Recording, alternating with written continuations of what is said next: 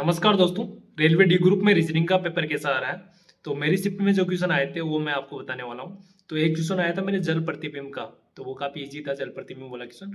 एक था Venn diagram से रिलेटेड, जिसमें ये पूछ बोल दिया कि सभी पेन पेंसिल है, कुछ पेन कॉफी है, फिर पूछ लिया मतलब निष्कर्ष दे दिए। इस हिसाब के वेन डायग्राम वाले क्वेश्चन आए थे।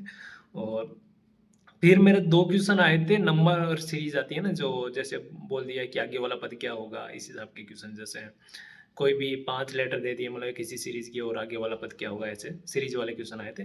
जिसमें गुणा 2 प्लस 1 हो गया, इस हिसाब के मतलब गुणा 3 प्लस 2 हो गया, इस हिसाब के मतलब कोई ना कोई सीरीज बन रही थी, इजी थे क्वेश्चन।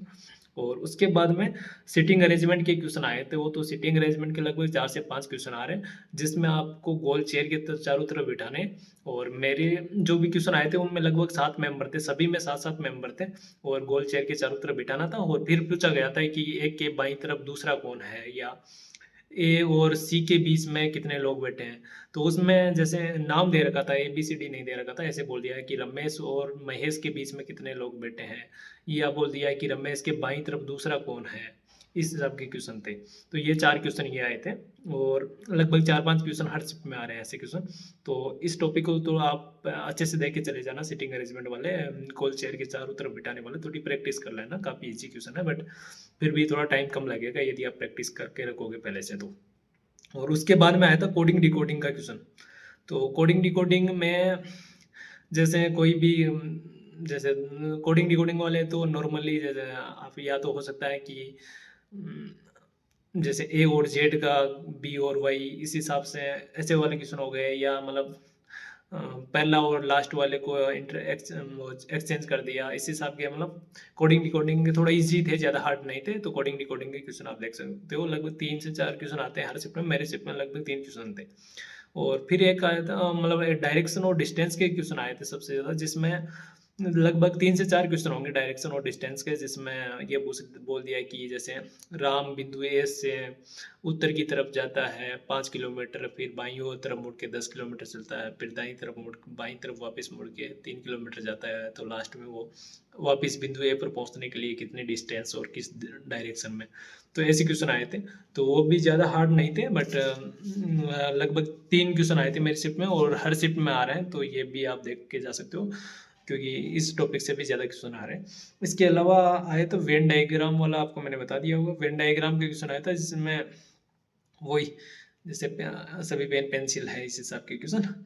और एक क्वेश्चन सबसे ज़्यादा आ रहा है प्रतीक और श्रृंखला वाले, जिसमें आपको एक सीरीज दे दी जाती है, जिसमें दे दिया भाई A B C D E F G, मतलब सॉरी, कोई भी ऐसे सीरीज दे दी जिसमें 1, फिर ए, बी दे दिया, फिर मतलब 3 फिर 5 है, फिर @ फिर ऐसे हिसाब की कोई एक लंबी सीरीज देती थी। और उसमें फिर पूछ लिया था कि ऐसे कितने अक्षर हैं जिनसे ठीक पहले एक अंग्रेजी वर्णमाला का अक्षर हो, या ऐसे कितने अक्षर हैं जिनसे ठीक पहले एक अंक हो और ठीक बाद में एक प्रतीक हो।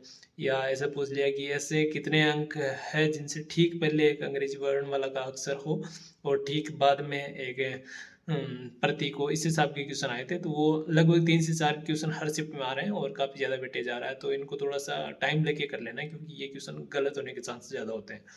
इसके अलावा आया था जैसे Ram is going to school और राम प्ले क्रिकेट, तो फिर राम के लिए कोड क्या है। उनको मतलब कोड किया हुआ था कुछ भी, ATBY ऐसे बोल दिया राम गोइंग टू स्कूल को। फिर उसमें दोनों में जो कॉमन होगा राम के लिए कोड होगा। तो ऐसा क्वेश्चन आया था। और एक क्वेश्चन आया था कथन निष्कर्ष का क्वेश्चन आया था, जिसमें आपको एक स्टेटमेंट दे दिया था और उसका निष्कर्ष निकालना था। तो एक क्वेश्चन ये भी आया था। तो सबसे ज़्यादा और एक लगभग 4 से 5 क्वेश्चन आ रहे हैं, जिसमें आपको एक मंजिल मतलब 5-6 मंजिल दे दी। जैसे मेरे वाले में हर में 7 मंजिल थी।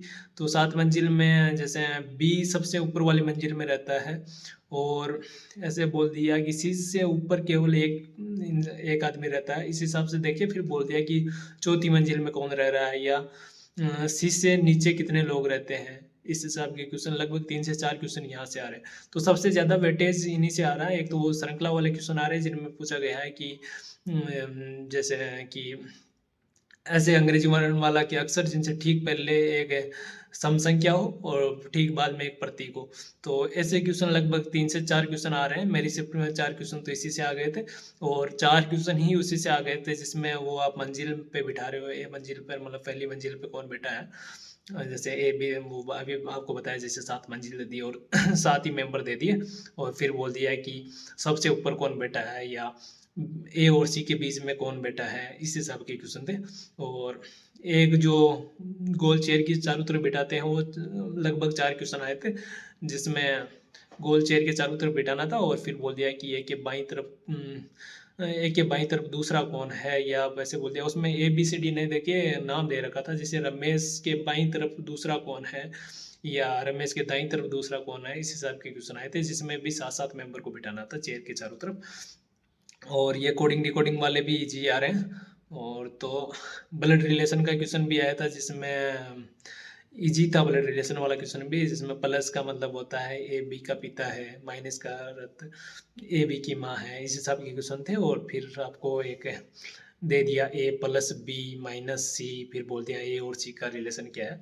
थोड़ा सा बड़ा था बट इजी होने वाला था और लगभग आप आराम से 27-28 क्वेश्चन कर सकते हो यदि आपने रीजनिंग पढ़ी है अच्छे से, तो आराम से करने वाला पेपर है। और थोड़ा बहुत टाइम का ध्यान रखना, हो सकता है किसी सीरीज वाले क्वेश्चन में आपको टाइम लग सकता है तो उसमें थोड़ा सा एक बार स्किप करके बाकी क्वेश्चन को करना। और सिटिंग अरेंजमेंट वालों में टाइम नहीं लगेगा तो इनको एक बार स्किप ना करके फर्स्ट टाइम में भी कर सकते हो आप।